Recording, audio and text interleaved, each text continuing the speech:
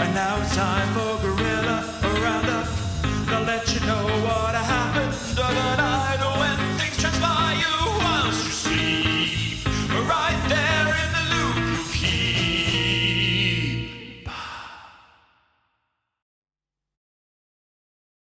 Well, welcome to our close of play summary for the first day of the second Ashes Test from Lords. I'm particularly pleased today to welcome the prodigal son, the man who sent the very first ever tweet to Guerilla Cricket in its previous form. And email, sorry. Yeah, before It was email back then. they didn't understand it. It's Nestle Boy, aka Sean Tracy. Welcome, Nestlers. Thanks for having me, Jess.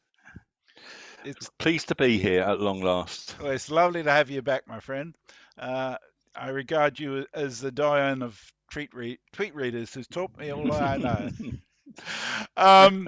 So I'll go very briefly through the scorecard. England won the toss, and it was overcast today. In fact, a bit drizzly just at the start.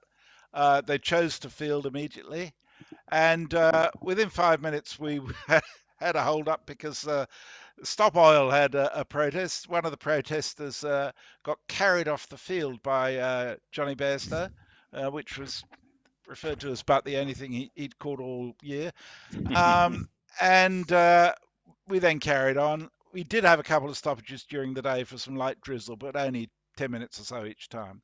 Australia started pretty well, not at great pace, but got to just before lunch. They'd reached 73, and then Tongue pulled out a beautiful ball which came back down the hill, and Khawaja left it and was bowled for 17 off 70 deliveries. And up until then, he'd looked pretty good. In the meantime, Warner was still there. He'd been dropped a relatively easy chance at third slip by Pope off Broad.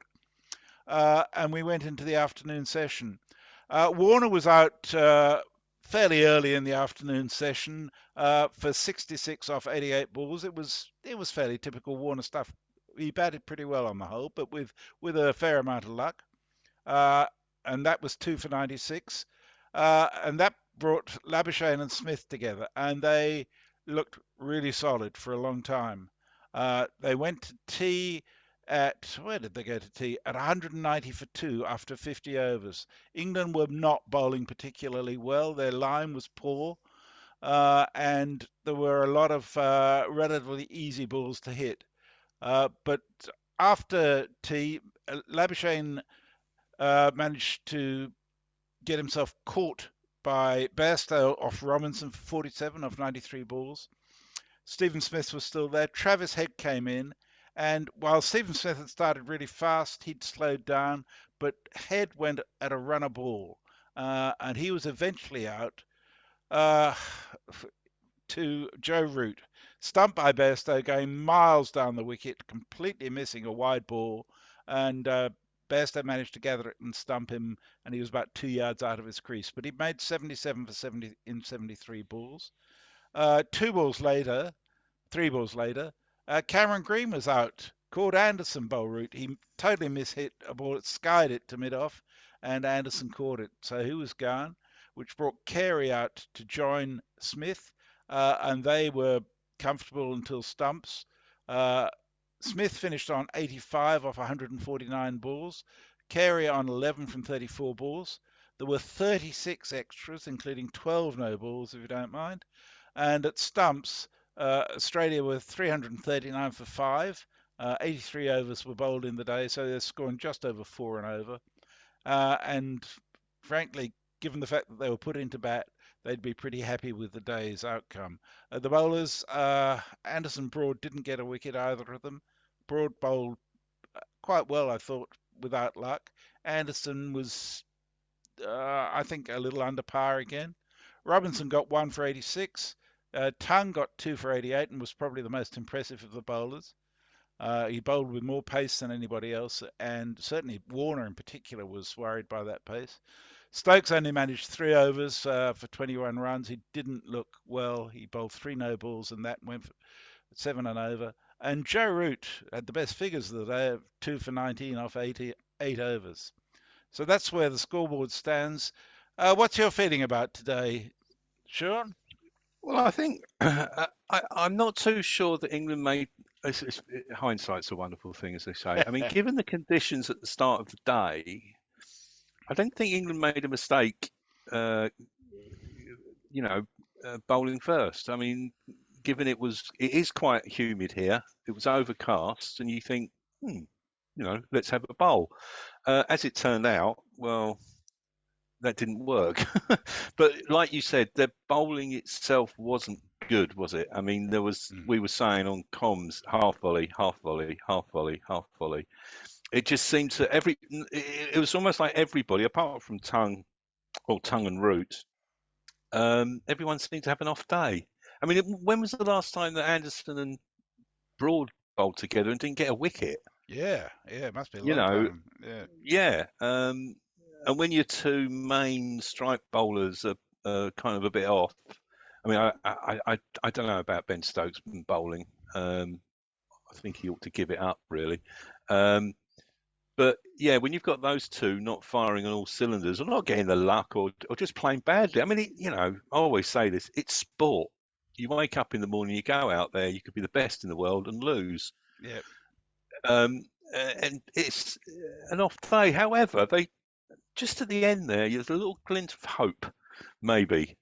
As the Bears said, I think later on in the day, if England come out tomorrow, get a couple of quick wickets, if they restrict Australia to say 40 runs or whatever, and come out all guns blazing, who knows what that means with this New England sort of setup. You could have a game in your hand. you I mean, certainly but could. Yeah, Australia are in the box seat. There's no question. yeah. I mean, Smith doesn't look like getting out at the moment, does he? He certainly doesn't. No. You know, But I thought Head was going to stay there with him. I thought at the end of the day it was going to be Smith and Head both on a ton by the end of this evening. well, I think it's fair to say the complexion of the game changed a reasonable amount from being 316 for 3 to 339 for 5. That's a considerable Yeah. shift in the balance. It gives England If a they got prospect. if they got one more wicket tonight, England would have really put the cat amongst the pigeons. I think that would Yeah, have given them a real spring in their steps. I think at the moment they're probably not got a spring in their step, but are walking into the dressing room going, well, what yeah. happened there? But if one more wicket had gone down, they would have been right. We got a game here, you know. Well, if they But can that get, didn't happen. well, I think they've still got, you know, another 60 runs till Australia reaches 400. I think they could get England out, Australia out for less than 400. Mm, And on this wicket, there's lots of runs in this wicket. yeah, It's not quick, but it's not turning. Well, it's turning very slowly. There's not much in it for the fast bowlers. There'll probably be some more swing around tomorrow. England took the new ball just 2 overs before the end of the day, so they've got yeah. a new ball to start with. I think there's a good chance that some of the Australian quicks might get a little more out of it, simply with some pace. I should have mentioned that Stark is in the team in place of Boland for Australia. But at the end of the day, there's every chance that England can score a shitload of runs on this wicket as well. So we may well be in for another long and exciting game, I think. Well, I hope so. We've got to bring up this Bazball. I hate that phrase. And I think the problem with it is I totally understand it and what McCullum's and Stokes' view on it is. It's bloody entertaining. Mm. I also think that a lot of the guys who play cricket nowadays, Test cricket, they're playing a lot of T20 franchise cricket. It's the way they play the game. Yep. And they're I think to a degree, they're playing to their strengths a lot of the time Yep. when they're batting. But I think this whole thing, it's almost like they shouldn't have said anything. They should have said, yeah, we're going to go out there and play, blah, blah, blah, and just not talked about it so much. Because it's almost like it's kind of, I wonder if it's kind of like weighing on them, we're Bazball now, we've got to do this, we've got to do that. rather than just going out and playing Yeah. playing the situation of the game. Yeah, I get entirely what you mean. Yeah, I mean, if they go out tomorrow and start swinging like idiots and and suddenly they're 4 down for sort of 45 runs, you think, what are you doing? You know, Yeah, yeah, because Test cricket, entertaining Test cricket match, as we all know, all goes down to the last, whatever the last day is, or the last, the last sort of session is. That's when it's nail biting, be it 3 days, be it 4 or 5 days. So they still can make an entertaining spectacle of it, but don't go out there all guns blazing to begin with. Don't yeah, do it. yeah.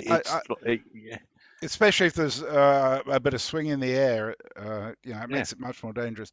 But I mean, what I do think is that what Stokes and McCullum have managed to do is get these guys who are batting with that lack of fear to achieve yeah. things that they wouldn't have been able to achieve otherwise. There I was no totally agree way with they that. were going to get to where they have been without that. But my judgment is that um, you can't do quite the same thing with the bowling, but also there are certain Yeah, fundamentals that I think are getting missed.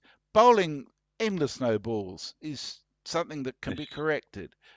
yeah. Dropping relatively simple catches, I mean, I know that's always going to be some, but it it it has such a dire impact on the team when you drop someone and they make a whole lot of runs afterwards.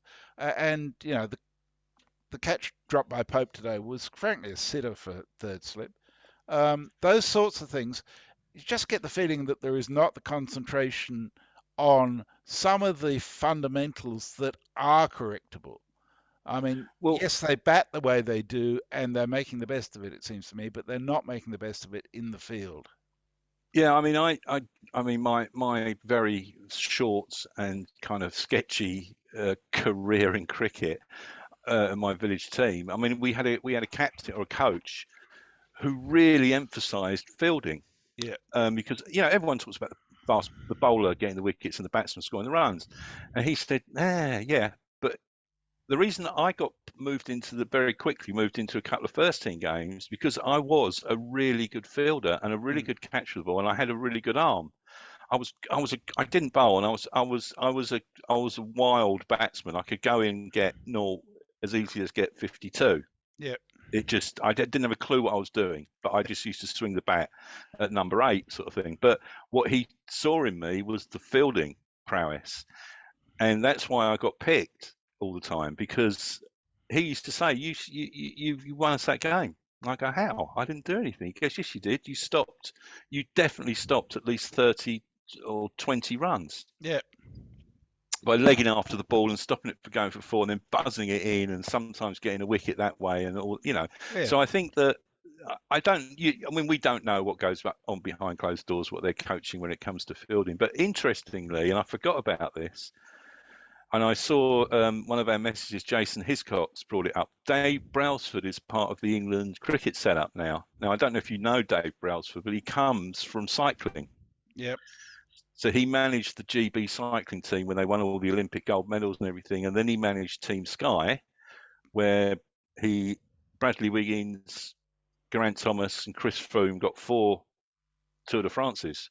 yeah, And they brought him in. And one of his big things about, and I don't know if it works in cricket, is a thing called marginal gains, yep, where you're picking up, in cycling, you're picking up grams of weight and yep, seconds and blah, blah, yep, blah, all this stuff.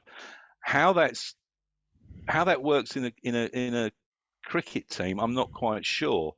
But this thing about them being sort of playing to their strengths and just losing the fear is definitely a Brailsford thing. Because I've read a lot about him and I've seen interviews where he's just telling these guys, yes, you can win the Tour de France, you're good enough, whereas yep, the cyclists didn't believe them, and it was down to his coaching. Uh, there's always yeah, a kind of a thing with cycling, as we know.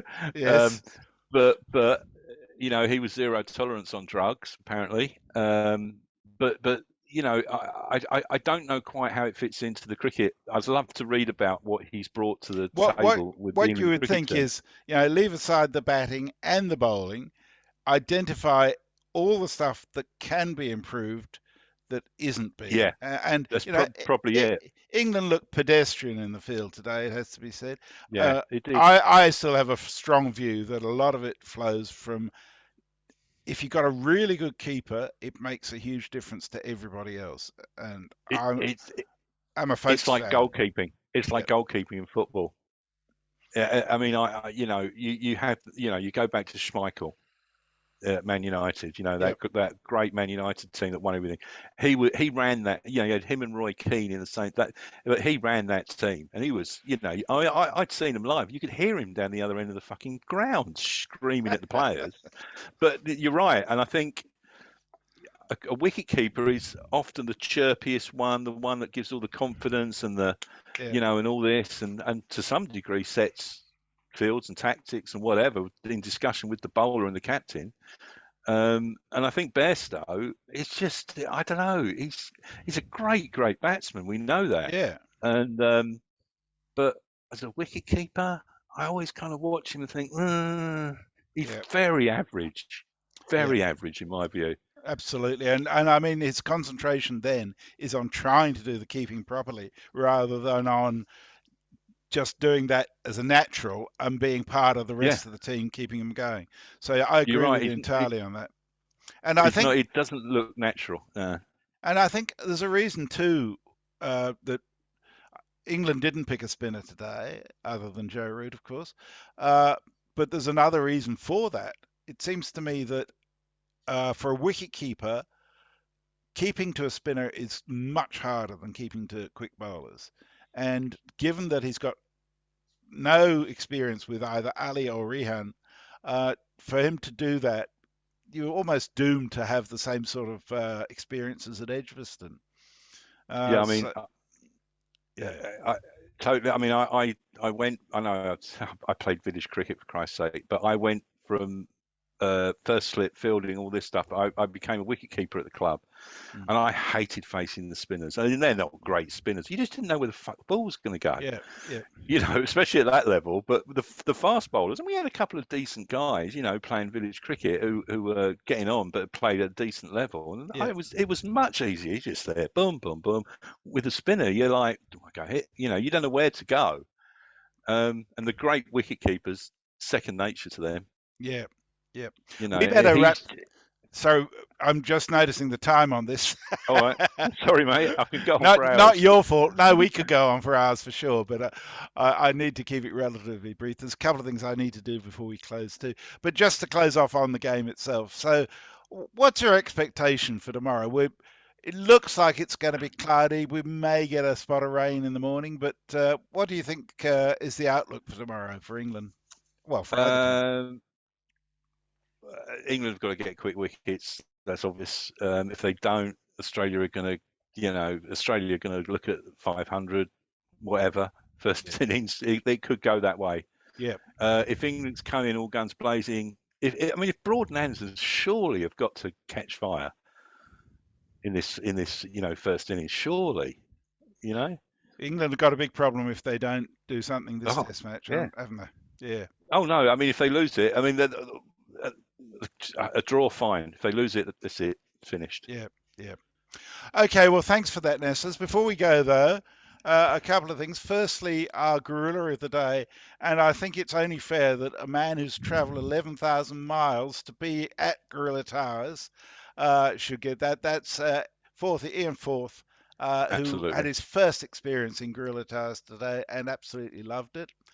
And our tweeter of the day, who is, I think, possibly the most important tweeter of all for us, is Brian001. Brian, from Brisbane originally, now living in Northampton, driving buses, supporting Northampton County Cricket Club, but most important, supporting Guerillas all around the world by supplying us with beverages. I know. And they're hugely appreciated, Brian. So you can't go past him for Tweeter of the Week. That's one way to get into the hearts of the Guerillas at Guerilla Towers. Absolutely. Send beer or pizza. Yeah, well, he does coffee and sandwiches sometimes. Oh, I know. My moment of the day, though, Yeah. definitely Johnny Bairstow carrying off the protester. Not that I've got anything against just stop oil protesting or whatever, but that was just so fucking funny. And it was like Bear said, it was like he was a cardboard cutout. Yeah. He wasn't And struggling too much. he didn't struggle. It was almost like, oh, I'm being picked up by Johnny Bairstow. We'd all like to be picked up by Johnny Bairstow, wouldn't we? And carried off. Yeah. You know what I mean? I'm not sure it's the smartest thing. I remember when Terry Alderman charged a streaker and damaged his shoulder and was out for 18 months as a result. Anyhow, that's where we need to wind it up. Okay, mate. Thank you so much for being with us, Nestlers. It's been great to have you back. Excellent. If you like what you see, please hit the like and subscribe buttons below. We love getting your feedback, whether you agree with us or disagree with us. Just put your comments below or tweet us at Guerilla Cricket. And most importantly, this is brought to you in conjunction with Ponting Wines. You can get a 15% discount through Guerilla Cricket at pontingwines.com.au/Guerilla Cricket and use the code GCAshes2023 for 15% off. Close of Play is one of the beautiful wines that he has, which is why we've named this podcast after that.